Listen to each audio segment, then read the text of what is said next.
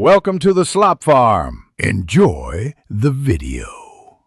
You'll begin by preparing the device and tools. This is critical. First, make sure your iPad model supports a restore to iPadOS 17 and that you have a current backup. This protects your data. Once done, download the correct iPadOS 17 IPSWA file and update Finder or iTunes on your computer. Next, turn off Find My and sign out of iCloud so the device can be restored. These steps remove activation barriers and let the restore proceed smoothly. You now perform the core restore. Careful execution matters. First, put the iPad into recovery or DFU mode using the exact button sequence for your model. This allows the computer to accept the older firmware. Once connected, open Finder or iTunes, hold Option on Mac or Shift on Windows, and click Restore while selecting the iPadOS 17 IPSWA you downloaded.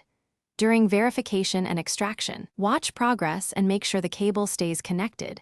Interruptions can finish by completing setup and restoring your backup. This reinstates apps, settings, and data. Once the iPad boots to iPadOS 17, sign back into iCloud and re-enable Find My. If something goes wrong, don't panic. Try DFU again, swap the USB cable or port, or use a different computer. These fixes resolve most failures.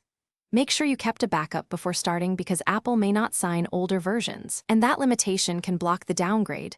Plan accordingly. Thanks for watching. Consider subscribing if we helped you today.